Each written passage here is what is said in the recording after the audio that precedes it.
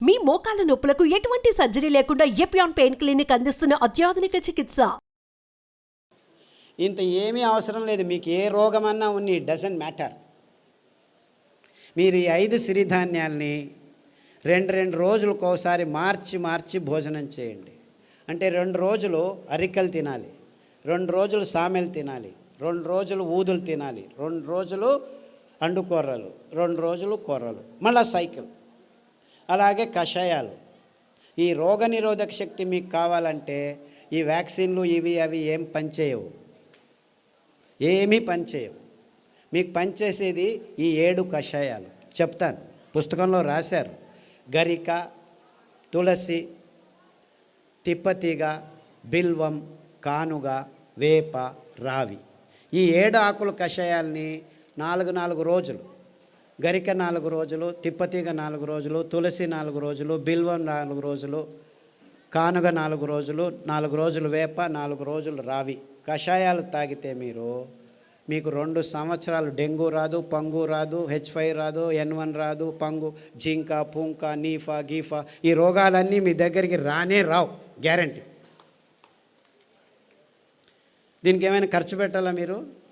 కానగాకు దొరుకుతుంది, తిప్పతీగ దొరుకుతుంది, వేపాకు దొరుకుతుంది, రావేకు దొరుకుతుంది, ఇంకా అన్ని చోట్ల నేను చెప్పేటివన్నీ దొరుకుతూనే ఉన్నాయి. మన అదృష్టం. ఒక్క పైసా ఒక్కరూ ఖర్చు పెట్టాల్సిన పని లేదు. ఆకులు తెచ్చుకోండి, బాగా కడగండి. ఏ దానిలతో కడుగుతారు? ఏ నీళ్ళతో కడుగుతారో ఆర్వో వాటర్తో కడక్కండి. రాగి ప్లేట్ ఉంచిన మట్టి కుండలో ఉన్న నీళ్ళతో కడగండి, స్ట్రక్చర్డ్ వాటర్తో కడగండి. అర్థమైందా? ఆ నీళ్ళతో కడిగి ఆ నీళ్ళతోనే కషాయం చేసుకొని, కావాలంటే తాటి బెల్లం, చెరుకు బెల్లం వేసుకోవద్దండి, గ్లూకోజ్ ఎక్కువ ఉంటుంది. తాటి బెల్లంలో ఫ్రక్టోజ్ ఎక్కువ ఉంటుంది, ఏమీ ఇబ్బంది లేదు. పిల్లలకి బెల్లం కొద్దిగా వేసి కషాయం తాపించండి. 9 నెలల పాప నుంచి 108 సంవత్సరాల ముసలి వాళ్ళు కూడాను కషాయాలు తాగొచ్చు, ఏమీ ఇబ్బంది లేదు. అదే ఆడవాళ్ళు అయితే గోంగూర కషాయం రామబాణం. మీకు ఏమీ తోచట్లేదనుకోండి, గోంగూర ఆకు తెచ్చుకొని 4 ఆకులు ఉడకపెట్టుకొని 2 నిమిషాలు కషాయం చేసుకొని తాగండి. టీవీ చూడకండి, టీవీ చూస్తూను తాగొచ్చు. గోంగూర కషాయం అయితే మీకు టీవీ చూడకుండా చేస్తుంది. మీకు ప్రజ్ఞ ఎక్కువ అవుతుంది, రోగనిరోధక శక్తి ఎక్కువ అవుతుంది, అద్భుతమైన రక్తహీనత నుంచి దూరంగా వచ్చేసేదానికి వీలవుతుంది, వైట్ డిశ్చార్జ్ తక్కువ అవుతుంది. ఇలాంటి మీ సమస్యలన్నీ 99% గోంగూర కషాయంతో మాయమైపోతాయి. సో వారానికి 2 రోజులు, లేకపోతే 2 వారాలు గోంగూర కషాయం, 2 వారాలు కొత్తిమీర కషాయము, 2 వారాలు రావి ఆకు కషాయం తాగితే చాలు, ఆడవాళ్ళకి ప్రాబ్లమ్స్ అన్నీ మాయమైపోవడం మొదలుపెడతాయి. ఇంత సింపుల్గా ఉంది విషయం. ఇన్ఫ్యాక్ట్ ఇంత సింపుల్గా ఉందని నేను చెప్పేది ఎవరు నమ్మరు. మొదలు అందరూ అలాగనే వాళ్ళు. ఒక డాక్టర్ లేచి నేను 2 గంటలు లెక్చర్ ఇచ్చిన తర్వాత, ఓ ఈజ్ దట్ సో సింపుల్ అన్నాడు. I said it is much simpler. 2 గంటలు అవసరం లేదు, 2 వాక్యాల్లో చెప్తాను నేను. 2 వాక్యాలు. రోజుకు 1 గంట నడవండి, వీలైతే పొద్దున 15 నిమిషాలు, సాయంకాలం 15 నిమిషాలు. ఇంత అద్భుతమైన పదార్థాలని ఇప్పటికీ ఇస్తున్నాడు దేవుడు. ఇన్ని పాపాలు చేసినా మనము ఆ దేవుణ్ణి ఒక 15 నిమిషాలు పొద్దున్న లేచి ధ్యానం చేయండి, సాయంకాలం పడుకునే ముందు ఒక 15 నిమిషాలు ధ్యానం చేయండి. తర్వాత సిరిధాన్యాలని తినండి, గోధుమలను తినకండి, బియ్యం తినకండి, పాలు తాగకండి, చక్కెర ముట్టద్దండి, గుడ్లను కూడా చూడొద్దండి. పాపం అవేమో పిల్లల కోసం గుడ్లు పెట్టుకుంటున్నాయి, మీరు వెళ్ళి రాక్షసులాగా తినకండి. దానిలో గుడ్లు దానిలో కొననివ్వండి. లేదు చేపలు చాలా మంచివి, జలపుష్పాలు తినొచ్చని కొందరు స్వామీజీలు కూడా చెప్పడం మొదలుపెట్టారు. దాంట్లో మీకు దొరికేది పాదరసము, మెర్క్యూరీ తప్ప ఇంకేమీ దొరకదు, అంత భయంకరంగా ఉంది. బుద్ధిమాంద్యం పోదు కదా, బుద్ధిమాంద్యులు అవుతారు. మీ పిల్లలు బుద్ధిమాంద్యులు కాకుండా పుట్టాలంటే కొర్రలు తినండి, అండుకొర్రలు తినండి, అరికెలు తినండి, సామెలు తినండి.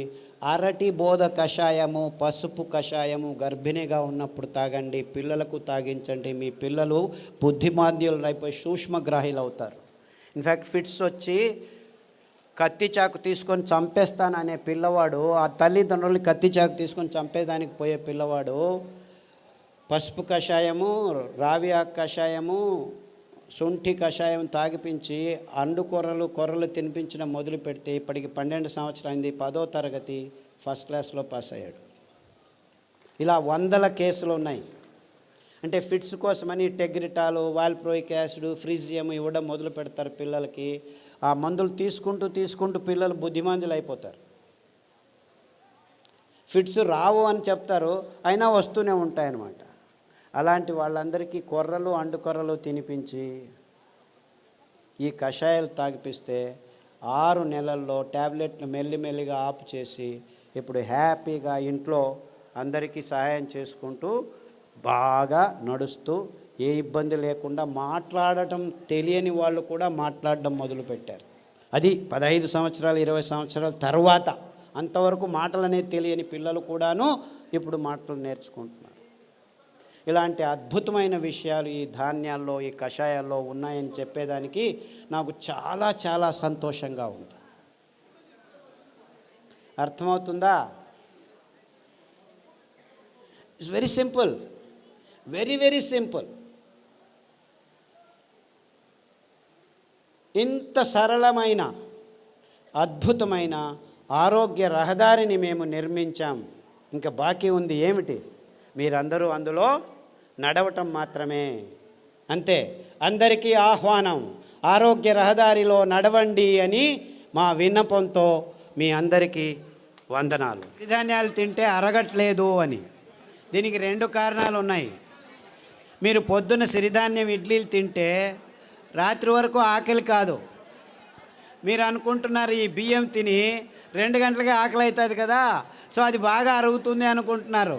అలా కాదు. ఇది సిరిధాన్యాలు తింటే మీకు ఎంత కావాలో అంత గ్లూకోజ్ అందుతూ ఉండటం వల్ల మీకు ఆకలి కాదు. అంటే అది జీర్ణం కావట్లేదని కాదు మీకు అర్థం. అందరికీ ప్రాబ్లం అది. అంతేకాకుండా మీరు సిరిధాన్యాల్ని బియ్యంలాగే కుక్కర్లో వేసి పుస్ అని 4 కూగులు కూగించేస్తే రాదనమాట. అది ఉడకదు. రాత్రి నానబెట్టి పొద్దున ఉడకబెట్టుకోవాలి. కనీసం 3 గంటల నుంచి 6 గంటలు నానబెట్టాలన్నమాట. నానబెట్టి వండితే ఆ ధాన్యం తింటే మీరు హ్యాపీగా ఫీల్ అవుతారు, ఆరోగ్యంగా ఉంటుంది. సిరిధాన్యాలు చిన్న పిల్లలు 9 నెలల పిల్లలు కూడాను జీర్ణించుకోగలరు, ఏమీ ఇబ్బంది లేదు. కానీ మీరు వంట వండే విధానంలో మార్పు రావాలి. నానబెట్టి వంట చేయాలి. హలో సార్, మేము dialysis patient. Kidney infection. Hello. కిడ్నీలో చాలా రకాలైన ఇబ్బందులు ఉన్నాయి. ఒకటి కిడ్నీలో రాళ్ళు రావటం, కిడ్నీ నుంచి యూరిక్ యాసిడ్ ఎక్కువ ఉండటం, క్రియాటినిన్ ఎక్కువ కావటం, డయాలసిస్కి పోవటం ఇలాంటివి. తర్వాత ప్రోటీన్లు ఎక్కువ కారటం, లావుగా ఉండిపోవడం, ముఖంలో వాపు రావటం, ఇవన్నీ కిడ్నీకి సంబంధించిన రోగాలు. కాలు కూడా ఇంత లావు నీళ్లు ఊరుకోవడం, ఇవన్నీ ఇబ్బందులకి చాలా సరళమైన పద్ధతి. అరికెలు 3 రోజులు, సామెలు 3 రోజులు గంజి రూపంలో తాగాలి. మార్చి 9 వారాల్లోనే మీకు ఈ ప్రాబ్లమ్స్ అన్నీ బాగవుతాయి. దానికి తోడు రణపాల ఆకు, పునర్నవ ఆకు, కొత్తిమీర ఆకు కషాయం వారం మార్చి తీసుకుంటే 9 వారాల్లో మీకు అంతా బాగవుతుంది. వీక్లో డయాలసిస్ 2 టైమ్స్ తగ్గిపోతూ వస్తుందమ్మా. ఇన్ఫ్యాక్ట్ చాలామంది డయాలసిస్ చేసుకున్న వాళ్ళు 1 సంవత్సరంలో డయాలసిస్ నుంచి దూరం కావచ్చు. Thank you sir. అండుకొర్రలు, బోధకాలు రోగం ఉన్న వాళ్ళు అండుకొర్రలు ఒక 3-4 సంవత్సరాలు తింటే బోధకాలు మెల్లిగా బాగవుతూ వస్తుంది. దానికి తోడు జామ ఆకు కషాయం, రావి ఆకు కషాయం, సాదాపాకు ఆకు కషాయం తాగాలి. బోధకాలు ఉన్న వాళ్ళకి అండుకొర్రలు 3 రోజులు, మిగిలిన ధాన్యాలు 4 ఒక్కొక్క రోజు తినాలి. సార్ నమస్కారం అండి. సార్ ఇక్కడ సార్ ఇటుపక్క సార్ చెప్పండి. సార్ నా భార్యకి 4 సంవత్సరాల నుంచి ఒక వ్యాధి ఉన్నదండి. ఆమె ఉదయం పూట సరిగా పండుకోదండి. రాత్రి పూట పడుకున్న తర్వాత మళ్ళీ తెల్లవారుజామున లేదండి. ఆ రాత్రి తెల్లవారుజామున అట్లా 2 రోజుల వరకు అలాగనే నిద్రపోతుందండి. లేస్తే తల తిరిగి వెంటనే మళ్ళీ కింద పడిపోతుందండి. ఈవెన్ పక్కన ఉన్న బాత్రూమ్ దగ్గర నుంచి మంచం దగ్గర రావడానికి కానీ తన నడిచే శక్తి లేక చిన్నపిల్లలాగా దొగ్గాడుకుంటూ వచ్చి మంచం మీద పడుకుంటుందండి.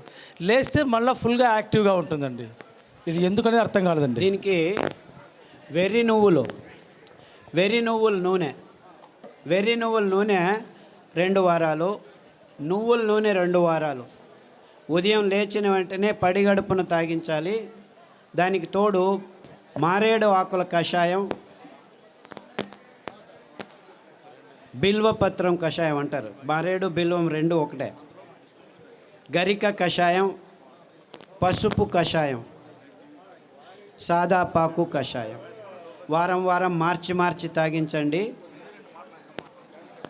అండుకొర్రలు 3 రోజులు, మిగిలిన ధాన్యం ఒక్కొక్క రోజు. ఇలా తినిపిస్తే 6 వారాల్లోనే తేడా కనిపిస్తుంది. 6 weeks all that it takes. 6 నెలల్లో పూర్తిగా బాగవుతుంది. రక్తపు క్యాన్సరు, గర్భకోశం క్యాన్సరు, మెదడు క్యాన్సరు, ఎముకల క్యాన్సరు, ఇలా 14 రకాల క్యాన్సర్లు పుస్తకంలో పట్టీలో రాశారు. దాంట్లో ఉన్న ఆహారం, కషాయాలు వాడితే 6 వారాల్లోనే తేడా రావటం జరుగుతుంది. 6 నెలల్లో చాలా మటుకు మీకు గుణముఖులు అవుతారు. సార్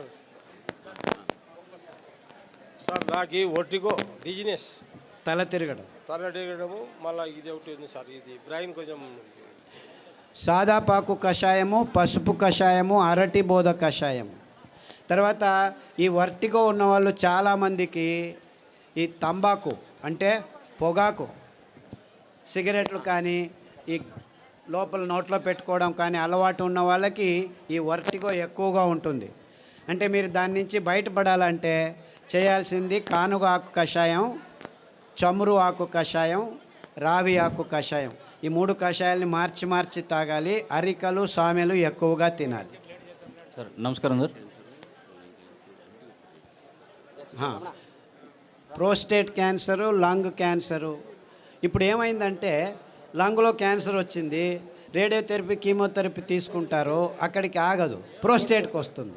ప్రోస్టేట్ తీసుకుంటే ఎముకలకు వస్తుంది. అంటే ఇది క్యాన్సరు ఇక్కడుంది, అక్కడుంది అని కాదు. క్యాన్సర్ మొత్తం దేహంలో ఉంది, ఒక్కొక్కసారి ఒక్కొక్క చోట బయటపడుతుంది అని అది అర్థం చేసుకోవాలి. కాబట్టి అన్ని క్యాన్సర్లకు మూలం ఒకటే.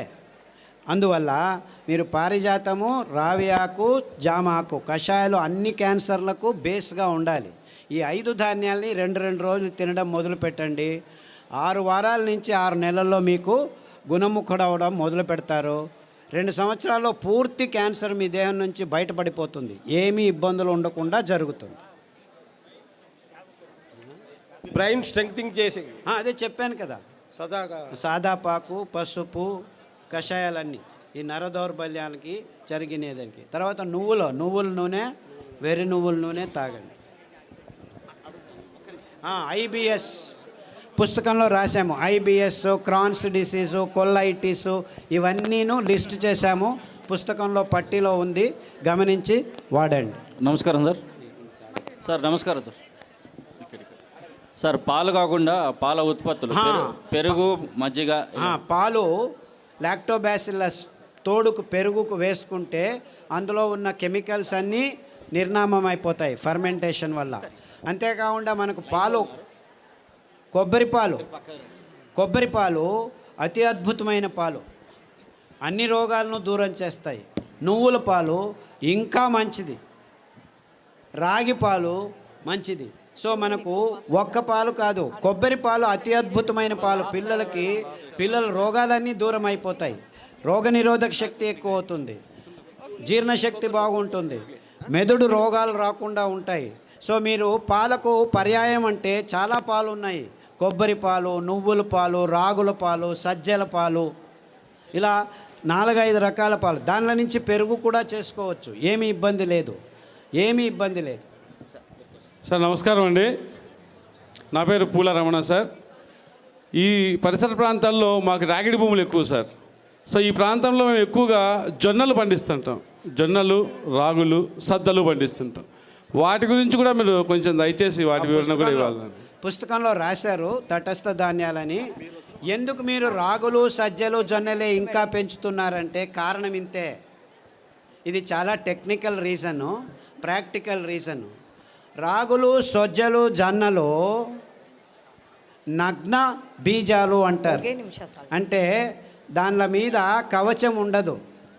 అంటే దాన్ని మీరు మిషన్కి తీసుకెళ్ళి డీహస్కింగ్ చేయాల్సిన పని లేదు.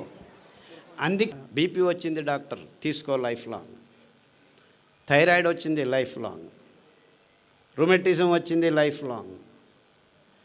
అంటే మీరు తాగుతున్న పాల నుంచి ఇలా అసమతులనం వల్ల, అంతెందుకు మగవాళ్ళకి ఉచ్చలు పోసేదానికి కష్టమైపోయి పక్కన అటాచ్డ్ బాత్రూమ్లు కట్టుకుంటారు. ఉచ్చలు వస్తే వెంటనే పక్కకు పట్టుకోలేదు, నరాల దౌర్బల్యం వచ్చింది. ఇవంతా మనం తీసుకుంటున్న ఈ ఒక్క పాలు, కాఫీ, టీల వల్ల జరుగుతుంది, అందులో ఉన్న చక్కెర వల్ల జరుగుతుంది అని ఏ ఒక్క డాక్టరు మీతో చెప్పట్లేదు. చెబితే మీరందరూ ఈ కాఫీలు, టీలు మానేస్తే మొత్తం ఫార్మస్యూటికల్ కంపెనీస్లో 35% లాస్ విదిన్ 2 days జరుగుతుంది.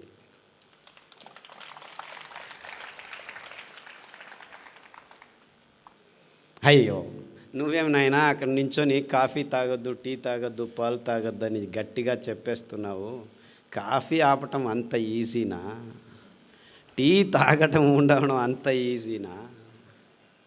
పొద్దున్న లేస్తే కాఫీ కావాలి, బెడ్ కాఫీ కావాలి, ఇంకా లేవకముందు కాఫీ.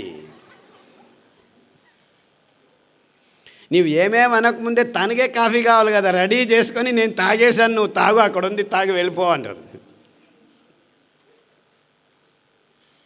అంటే ఆ కాఫీలో కెఫీన్ అనే ఒక ఆల్కలాయిడ్ ఉంది. నీవు 2-3 వారాలు తాగితే నాకు కావాలి కావాలి కావాలి అని అందులో ఉన్న చక్కెర, ఆ కొవ్వు, ఆ కెఫీను నీ దేహంలో ఆ కిక్కు కొడితే ఆ దేహం మెదడులో దానికి అంటుకుపోయి బానిసలైపోయి కాఫీ కాఫీ, టీ టీ, టీలోనూ కెఫీనే ఉండేది. కాఫీలో నీకు 10 గ్రాములు కెఫీన్ ఉంటే 100 గ్రాముల్లో టీలో 18 గ్రాములు ఉంది, ఎక్కువ ఉంది. ఆ కాఫీలు, టీలలో పాలు, చక్కెర వేసుకొని తాగి తాగి తాగి చివరికి ఏమైంది తెలుసా?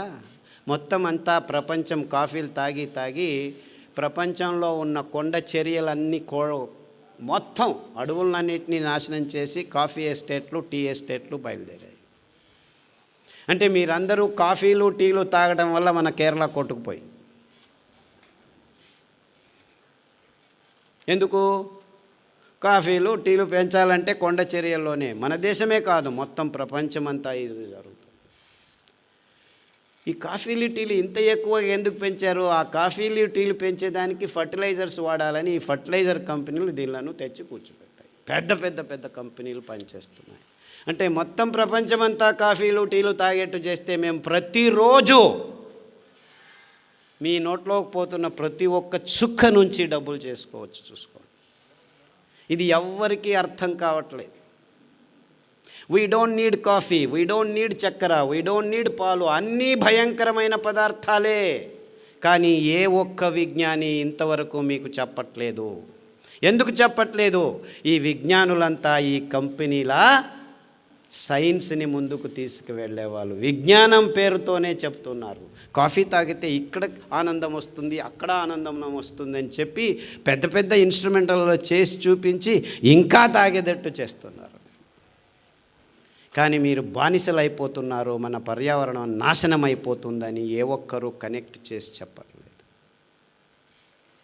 మీరు ఒక్క వారం కాఫీ తాగటం ఆపు చేయండి. అఫ్కోర్స్ కష్టమవుతుంది, దాని నుంచి బయటపడాలని మీరు ఆలోచించండి. కానుగ ఆకు కషాయం, కానుగ చెట్లు ఎన్నో ఉన్నాయి ఇక్కడ, చమురు ఆకు కషాయం, పత్తి ఆకు. బీటీ కాటన్ పత్తి తెచ్చుకొని తాగద్దండి, క్యాన్సర్ వచ్చేస్తుంది మరుసటి రోజే మీకు. నిజమైన పత్తి చెట్టు 20 సంవత్సరం పెద్దగా పెరుగుతుంది అది. ఆ ఆకుల కషాయం తాగితే మీలో ఉన్న హార్మోన్ అసమతులనము 6 వారాల్లో మీ దేహం నుంచి దూరం అవుతుంది. 6 నెలల్లో మీ మీతు మీద ఉన్న మీసాలు రావటం ఆగిపోతుంది. మీరు బ్యూటీ పార్లర్కి వెళ్ళాల్సిన అవసరం లేదు. రావి చెట్టు చుట్టూ మీరు ప్రదక్షిణలు చేస్తే చాలు, అందులో ఉన్న నానో పార్టికల్స్ మీ అసమతులనాన్ని నాశనం చేస్తుంది, సమతులనం చేస్తుంది. ఇంతకుముందు మనం దేవాలయాల్లో రావి చెట్లు కట్టుకొని దాని పక్కన ఒక వేప చెట్టు వేసి లక్ష్మీ విష్ణు అని పేరు పెట్టుకొని దాని చుట్టూ తిరిగితే ఇన్ఫ్యాక్ట్ పిల్లలు పుట్టని వాళ్ళకి పిల్లలు పుట్టేవాళ్ళు.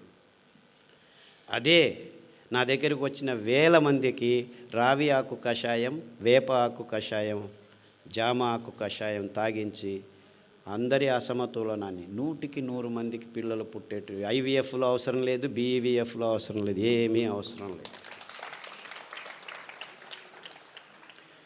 వీర్యం లేదు, పెళ్ళయింది, 10 సంవత్సరాలైంది, పిల్లలు పుట్టడం లేదని మగవాళ్ళకు చూపించకుండా ఆడవాళ్ళకు మాత్రమే చూపిస్తుంటారు. ఈ డాక్టర్లు కూడా మగవాళ్ళకి వీర్యకణాలని పెంచే స్తోమత లేదు, మందులు లేవు. సో నీతో ఏం పని లేదు, మాకు నీతో ఏం లాభం లేదు, ఆడవాళ్ళకి ఇది చేస్తాం, అది చేస్తాం, ఇది చేస్తాం, అది చేస్తాం, ఈ హార్మోన్ ఆమెను అని గబ్బులేపేసి వాళ్ళ ఆరోగ్యాన్ని చివరికి పిల్లలు పుట్టడం లేదు, ఐవీఎఫ్ చేస్తాం. ఇక్కడ ఉండి యాక్చువల్లీ ప్రాబ్లం వచ్చి వీర్యకణాలు లేవు, ఇక్కడ జీరో అయిపోయి కూర్చో. వెంట్రుకలు లేచిపోతున్నాయి. బట్టతలు ఆడవాళ్ళలో 100కి 2 అయితే మగవాళ్ళలో చెప్పాల్సిన పని లేదు. 100కి 80 మందికి బట్టతల, 20 సంవత్సరాలకే 100కి 30 మందికి బట్టతల. దీనికి కారణం మీరు తాగుతున్న నీళ్లు, చచ్చిన నీళ్లు తాగుతున్నాం మనం. ఎప్పుడైతే పారుతున్న నీళ్లు తాగుతామో అది స్ట్రక్చర్డ్ వాటర్గా ఉంటుంది.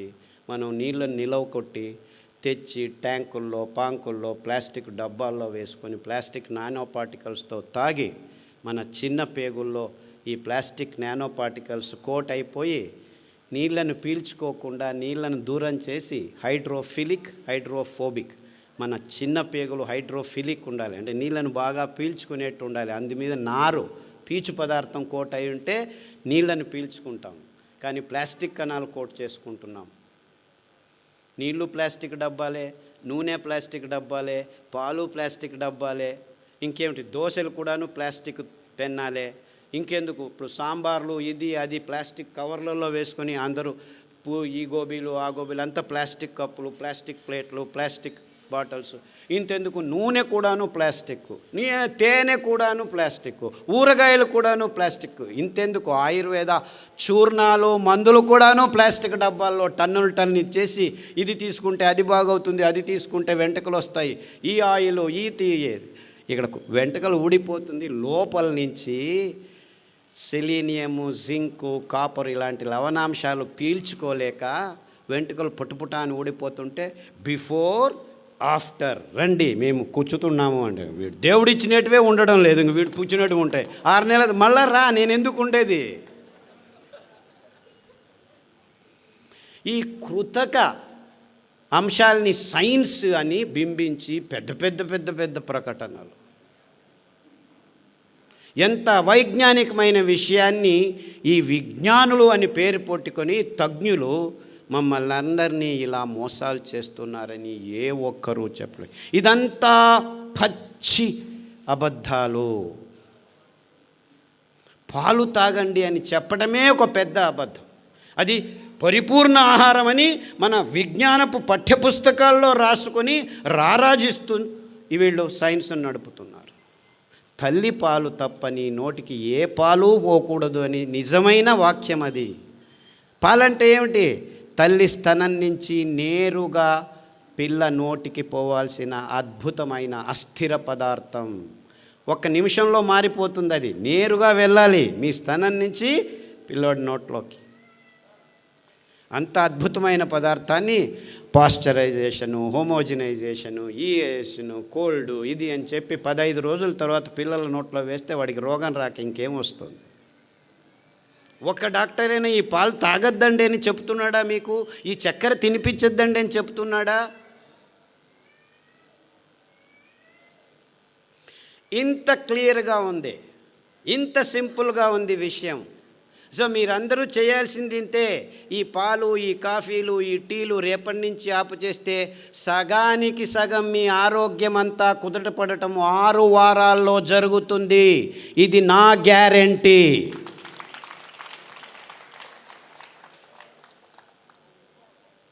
తాగేదానికి అందరం ముందుండి తాగుతున్నాం.